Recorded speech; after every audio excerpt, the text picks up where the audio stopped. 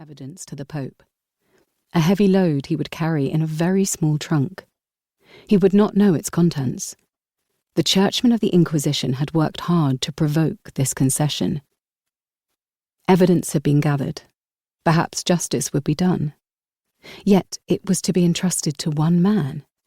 How secure would he be? The enterprise seemed ill-judged, or was that intentional? "Please sit." Velasquez could not believe this was all going ahead, and now Olivares had brought him here, was implicating Velasquez in his plan. He cursed internally, felt his innards clenching, recoiling, but fought to keep his outward expression tranquil. "May I offer some wine, perhaps?" Olivares sank into a chair with a grunt, and, at his nod, the other man, the messenger, took a smaller seat by the window. He sat with his back straight, hands on his knees, the soles of his boots pressing into the floor. Velasquez unstoppered a carafe and poured some vino tinto for his guests.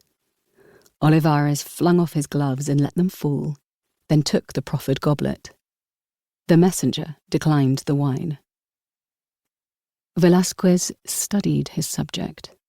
The man wore a short cape and a white shirt open at the neck. There was something of the soldier in his attentive posture. Olivares was almost smiling, as he twirled the tip of his moustache with one hand and swirled the wine in his cup with the other. "Make it an exact likeness. His mother loves him, and the king will too." He laughed, showing his stained teeth. Velasquez took up some paper on a board and selected a pencil from a pouch inside the sideboard. With his back to his guests, he took a few moments to steady himself. These were the tools he kept at the house, with which he'd drawn his beloved wife, Juana, and even Ignacia.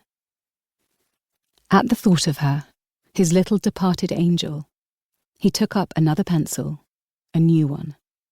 Those that had sketched her form were sacred. There was nothing sacred about Olivares, and nothing was sacred to him. All was tradable, even honour. And yet, he, as royal artist, had given his own loyalty to this man and to the king. Sighing, he returned, sat on a wooden stool, and considered his subject. He let his hand translate the man's stubby nose and alert eyes onto the paper. Could he see in the dark with eyes like those? He seemed to open them unnaturally wide, as if trying to let more light inside. And he had the eyelashes of a woman, bristly and black. Unluckily for him, his face was a distinctive one. There was even a mole on the side of his nose. Velasquez made a point in the corner of the lower eyelid, for where the tears would come out. For he suspected, as he drew, that there would be tears, that his drawing might even become a death warrant. When it was done, Olivares took the drawing and held it in front of him, between him and the messenger.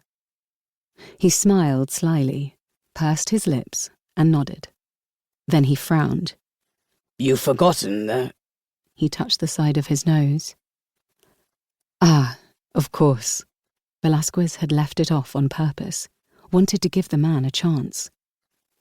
He brought his pencil to the likeness once more, and sketched the raised mole on the side of the fellow's nose into position. "That will do very well," said Olivares, "instantly recognizable." It was true. Poor bugger. Velasquez released the paper into his patron's eager hands. Velasquez shivered slightly. A cool breeze drifted across his shoulders. He had been staring at his own reflection in the mirror, lost in the memory of where this had all begun. He took a step back and considered the distance to the door on his right. He then looked up to the 2 empty hooks in the ceiling, awaiting new lights. Like the Inquisitor's tools or the meat hooks in the market, he thought. One of them was tantalizingly close to the pictured bull. It was not too great a mental leap. He checked himself. Could he do it? Did he dare? To keep listening to this audiobook for free, click the link in the description. It will take you to a free Audible trial where you can listen to this and many other books for free for 30 days.